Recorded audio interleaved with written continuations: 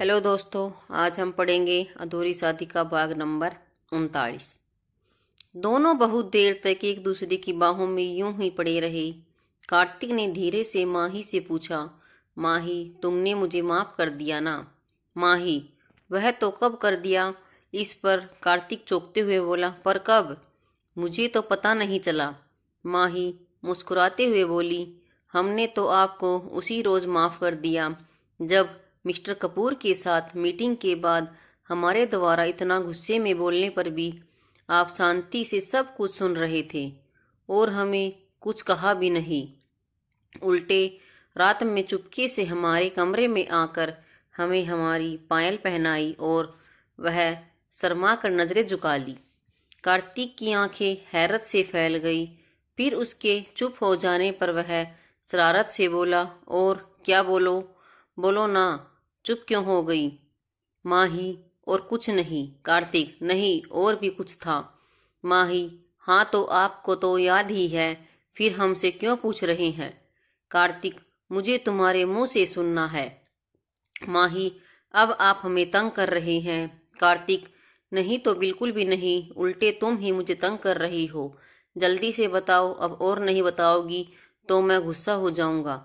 माही, आप गुस्सा हो जाएंगे तो हम आपको खींच कर थप्पड़ लगाकर आपका होश ठिकाने लगा देंगे। कार्तिक, हैं?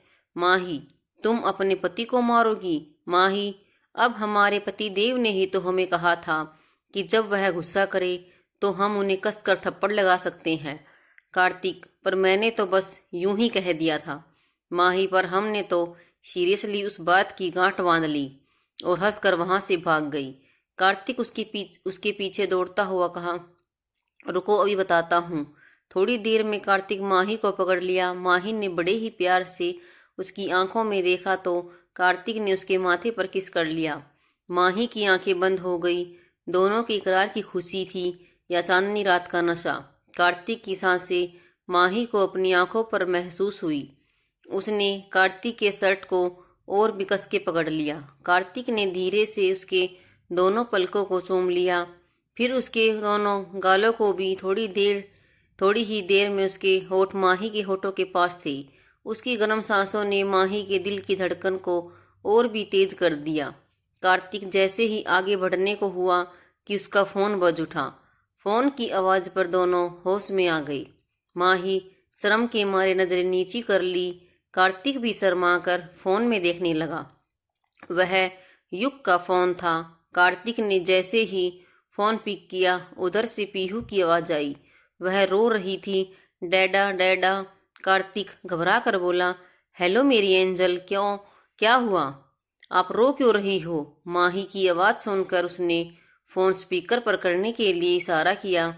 वह जैसे ही कुछ बोलने को हुई, उधर से आवाज आई, डैडा, हमारी मम्मा कहीं खो गई है।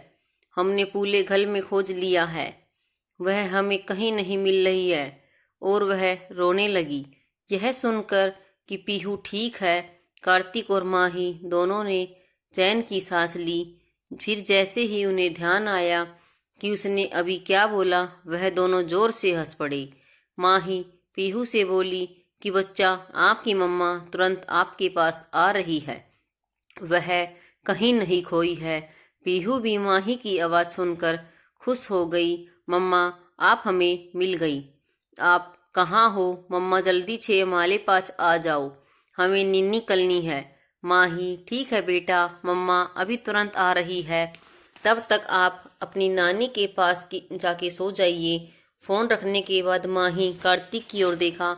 सॉरी, वह हमें अब घर चलना होगा क्योंकि वह हमारे बिना सोएगी ही नहीं। कार्तिक, तुम सॉरी मत बोलो। पीहू, जितनी तुम्हारी जिम्मेदारी है उतनी ही मेरी भी।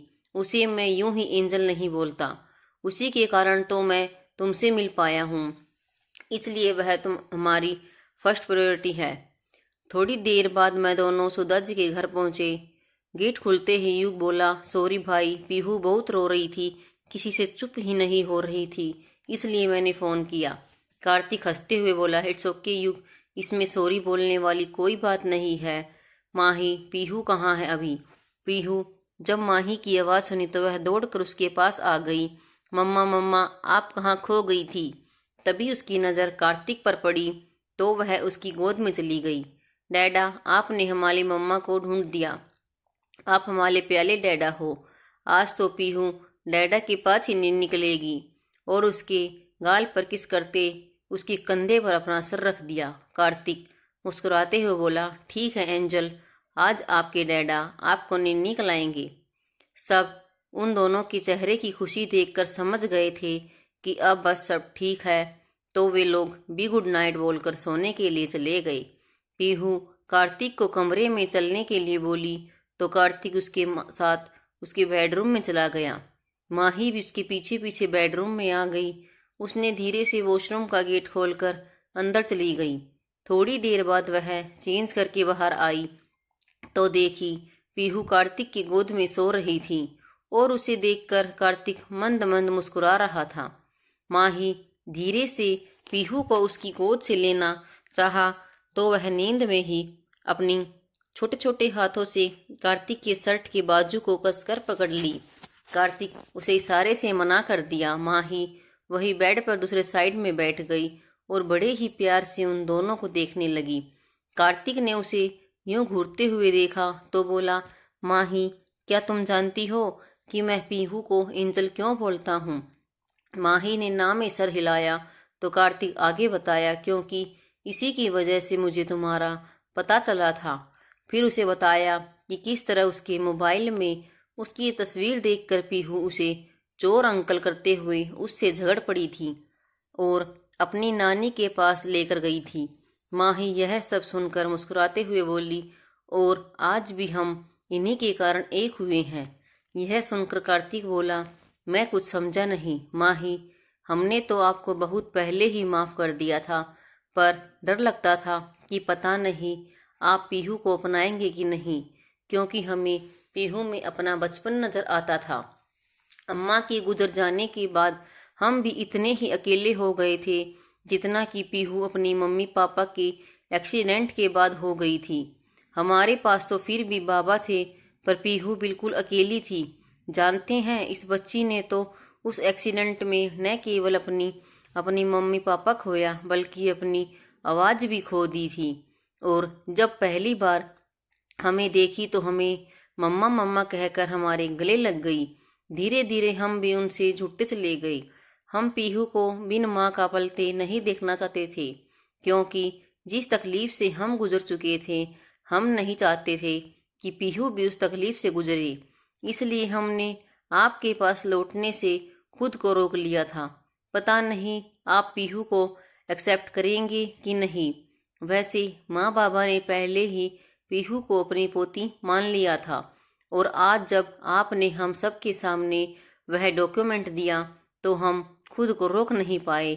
आपको नहीं पता कि आपने हमें कितनी बड़ी खुशी दी है आज, वरना हर वक्त हमें यही डर लगता था कि कहीं समर जी वापस आकर पीहू को फिर से लेकर जाने की कोशिश ना करने लगे। कार्तिक, मुझे तो जैसे ही पीहू के बारे में पता चला, मैं तो उसी समय उसे गोद लेने का सोच लिया था। वसुधा आंटी को भी यह पता है, पर तुमने फिर भी से शादी की बात क्यों की? हमारी तो शादी हो चुकी है ना। माही मुस्कुराते हुए बोली, वह तो हो चुकी है, पर वह एक अधूरी शादी थी। उसमें ना तो आपके हमारे नाम की हल्दी लगी थी, ना ही हमें आपके नाम की हल्दी में रंग पाए थे, ना ही हमारे हाथों पर आपके नाम की मेहंदी रची गई थी। 7 फेरों के अलावा शादी की बाकी सभी रस्में हमारे साथ आपके नाम का ही हुआ था। वह सारी रस्में किसी और के नाम की थी। तभी तो शादी के 5 सालों के बाद भी हमारी शादी आज भी अधूरी ही है। इसलिए हमें फिर से आपके नाम की सभी रस्मों को निभाना है आपके साथ, कहकर उसने आंखें बंद कर ली।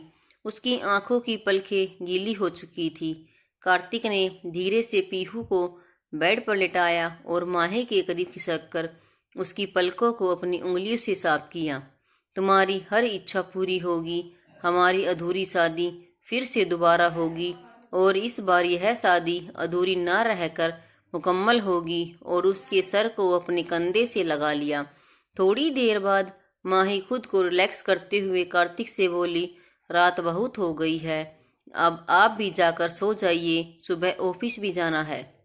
कार्तिक मुस्कुराते हुए बोला, हाँ तो ठीक है, सो जाओ, मैं भी सो रहा हूँ, और वहीं बेड पर लेट गया। माही, नहीं, बिल्कुल भी नहीं, चुपचाप अपने फ्लैट पर जाइए। कार्तिक, अरे सब सो गए होंगे अभी, मैं जाऊंगा तो वे सब डिस्टर्ब हो जाएंगे। माही इस पर मुंह फुलाते हुए बोली, ठीक है तो सोइए, हम रिया के पास चले जाते हैं। कार्तिक, पर क्यों जाना है, यहीं सो जाओ ना, बहुत जगह है। अगर पीहू रात में जाकर फिर से मम्मा को खोजने लगी तो मैं क्या करूँगा। माही बोली, नहीं ढूंढेगी, देखा नहीं आपने, आपको देखकर किस तरह से आपके पास निन्नी करने चली गई। हमारे आने के बाद आज पहली रोज ऐसा हुआ है कि वह हमारी जगह किसी और की गोद में सोई है। आपने हमसे हमारी बेटी भी छीन ली। और मुंह फुला लिया तो कार्तिक हंसते हुए उसका गाल खींचने लगा। अले मेरी प्यारी सी गोलू मोलू डॉल को हमसे जलन हो रही है। माही अपने गाल को पर से उसका हाथ उठाते हुए बोली, आपकी यही आदत हमें अच्छी नहीं लगती। जब देखो हमारी गाल खींचते रहते हो, और हम फिर से बाबा से आपकी शिकायत कर देंगे। माही एक बार फिर से अपने बचपन की तरह उसी अंदाज में उसे बाबा की धमकी दी तो कार्तिक हंस पड़ा। बाबा की चमची तो माही उसे जीभ दिखाते हुए बाहर चली गई और रिया के पास जाकर सो गई। आज उस घर के हर सदस्य की आंखों में चैन और सुकून की नींद थी। सबसे ज्यादा सुकून के युग की आंखों में था। अब तक वह खुद को ही माही और कार्तिक के अलगाव की वजह मानता था, और जब उन दोनों के बीच सब कुछ ठीक हो गया तो वह बहुत खुश था। दूसरे दिन माही कार्तिक के साथ ऑफिस पहुंची तो सभी स्टाफ ने सम्मान के साथ उसका वेलकम किया। उसे यह बहुत अजीब लग रहा था। उसने सभी स्टाफ से हाथ जोड़कर पोलाइटली बोली, आप लोग जैसे पहले हमारे साथ रह रहे थे, प्लीज वैसे ही बिहेव करें। कंपनी के लिए हम भी आप ही की तरह एक एम्प्लॉय ही हैं, कोई स्पेशल नहीं। उसके द्वारा ऐसा बोलने पर सब ने उसे धन्यवाद दिया। सुहानी आगे आकर उसे अपने किए की माफ़ी मांगी तो उसने उसे भी माफ़ करते हुए बोली, आगे से इतना ध्यान रखिएगा कि बिना पूरी बात जाने किसी पर उंगली मत उठाइएगा। तभी सामने से श्रावणी जी और रुद्र आए और उन्हें लेकर कैबिन में चले गए। कार्तिक रुद्र के साथ अपने कैबिन में गया और माही अपने बचे हुए कामों को कंप्लीट करने के लिए अपने डेस्क की ओर गई। उसे मालूम था कि अब उसे मुंबई लौटना ही होगा, तो वह अपने बचे हुए कामों को पूरा कर लेना चाहती थी ताकि उसके जाने के बाद कंपनी को किसी भी तरह की कोई दिक्कत ना हो। काम करते करते अचानक से उसकी नज़र ग्लास वॉल के उस पर तरफ गई। कार्तिक अपने कैबिन में उस वक्त अकेला ही था और कुछ काम करने की जगह टेबल पर हाथ दिखाए से ही निहारे जा रहा था। उसने इशारे से उसे काम पर ध्यान देने को बोली, पर उसे तो कुछ सुनाई नहीं दे रहा था। तो वह उठकर उसके कैबिन में गई और ग्लास वॉल के पर्दे को फैला दी। कार्तिक, अरे पर्दा क्यों फैला दिए, अब मैं उसे कैसे देखूंगा। इस पर माही मुस्कुराई, ओह तो जनाब इतने खोए हुए हैं कि उन्हें यह भी नहीं पता कि हम वहाँ नहीं हैं, यहाँ हैं।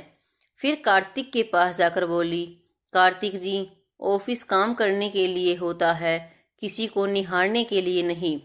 वैसे आप हमें छोड़कर किसे देख रहे हैं। कार्तिक उसी तरह खोए हुए जवाब दिया, अरे मैं तो बस अपनी बीवी को ही देख रहा हूँ, किसी दूसरे को थोड़ी ही देख रहा हूँ। इस पर माही मुस्कुराते हुए उसके कान में बोली, पर हम तो यहाँ हैं। फिर यह कौन दूसरी बीवी आ गई आपकी। अपने कान के पास माही की आवाज़ सुनकर कार्तिक अचानक से होश में आया। अरे तुम तो अभी वहाँ अपने डेस्क पर थी, फिर यहाँ कैसे आ गई।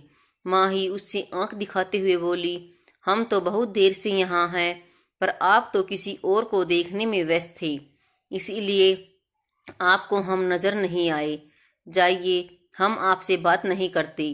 कार्तिक इस पर हड़बड़ा कर बोला, नहीं नहीं, फिर से नहीं, गॉड प्रॉमिस माही, मैं तुम्हें ही देख रहा था, मैं भला किसी और को क्यों देखूंगा। वैसे भी मेरी माही से ज़्यादा खूबसूरत यहाँ कोई नहीं है। उसकी ओर प्यार से देखते हुए बोला। पर माही तो उसके मजे लेने के मूड में थी।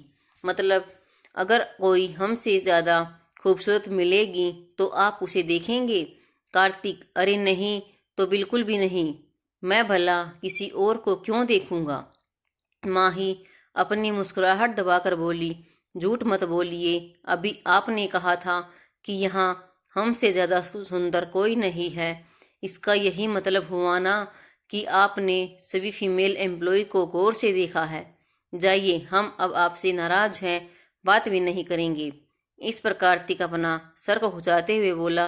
क्या यार माही, क्यों मेरी जान ले रही हो? तुम तो अच्छी तरह से जानती हो ना, मैं किसी और लड़की को कभी नहीं देख सकता। बोलने के अंदाज पर माही खिलखिलाकर हंस दी। आप बिना, हम तो सिर्फ मजाक कर रहे थे। आपने तो इसी सीरियसली ले लिया और उसे चिढ़ाते हुए वहां से जाने लगी तो कार्तिक को समझ आ गया कि इतनी देर से माही उसकी चुटकी ले रही थी। वह दौड़कर गेट पर आ गया और गेट को लॉक करते हुए बोला। ओह, तो तुम अब तक मुझे परेशान कर रही थी? माही उसे अपने इतने करीब देखकर शर्मा कर इधर उधर देखने लगी। कार्तिक जी देखिए, यह ऑफिस है, घर नहीं, हमें जाने दीजिए। कार्तिक, अब तो बिल्कुल नहीं, तुम मुझे इस तरह परेशान करके भाग नहीं सकती। माही अपना कान पकड़ते हुए बड़ी मासूमियत से बोली। सॉरी, अब हम बिल्कुल परेशान नहीं करेंगे, अब तो जाने दीजिए, बाहर स्टाफ लोग क्या सोचेंगे? कार्तिक, नहीं, केवल सॉरी से काम नहीं बनेगा। फिर शरारत से अपने होठों की ओर इशारा करते हुए बोला। कल भी अधूरा रह गया था, पहले उसे पूरा करो, फिर अभी जो मुझे परेशान की हो उसकी भी पेनल्टी दो। वैसे ऑफिस स्टाफ की चिंता मत करो, उन्हें मालूम है कि हम पति पत्नी हैं, तो बंद दरवाजे के अंदर उनके बीच बीच क्या होता है वह सब जानते हैं। उसने शरारत भरी निगाहों से उसकी ओर देखा तो माही और भी शर्मा कर सिमट गई। उसे यूं सिमटते देखकर उसने उसे अपनी ओर करीब खींच लिया और उसकी आंखों में देखते हुए बोला। मैं सोचता हूँ कि 3 सालों का भी बचा हुआ सूद समेत हिसाब ले लूं। और जैसे ही उसके चेहरे पर अपना चेहरा झुकाया कि बाहर गेट खटखटाने की आवाज आई। माही चिटक कर उसे दूर हो गई और धीरे से गेट खोल दी। सामने रुदर खड़ा मुस्कुरा रहा था। कार्तिक ने जब उसे देखा तो उसे अपनी आंख दिखाते हुए धीरे से बोला। थोड़ी देर बाद नहीं आ सकता था क्या? सभी मेरे ही रोमांस के दुश्मन बने बैठे हैं। रुदर उसकी ओर देखकर मुस्कुराते हुए, तुम दोनों यहाँ एक साथ क्या कर रहे थे? कार्तिक मुस्कुराते हुए बोला। वो हम कुछ काम कर रहे थे। इस पर रुदर बोला। तो यह गेट क्यों बंद था? इस पर माही शर्मा गई। कार्तिक जल्दी से बोला। अरे, वह गलती से लॉक हो गया था। रुदर अपनी मुस्कुराहट छुपाते हुए बोला। आज तक तो मुझसे कभी लॉक नहीं हुआ गलती से भी, भला तुमसे कैसे लॉक हो गया? कहीं काम के नाम पर कुछ और तो नहीं हो रहा था? इस पर कार्तिक ने उसे आंख दिखाई तो वह जल्दी से बोला। ओह, सॉरी सॉरी। वैसे वंदना आंटी बहुत देर से तुम दोनों को फ़ोन कर रही थी, पर तुम दोनों अपना फ़ोन नहीं उठा रहे थे, तो उन्होंने मुझे फ़ोन किया।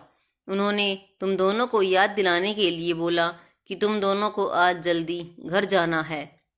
तभी माही को ध्यान आया, उसने तो अपना फ़ोन अपने ही डेस्क पर छोड़ आई थी। वह बोली, वह हमारा फ़ोन हमारे डेस्क पर ही छूट गया। हाँ, माँ ने आदमी आते वक्त बोला था कि आज जल्दी लौट आना। थोड़ी देर बाद वे दोनों घर के लिए निकल गई। आगे की कहानी के लिए आपको अगला भाग देखना पड़ेगा। वीडियो देखने के लिए आप सभी का तहे दिल से धन्यवाद।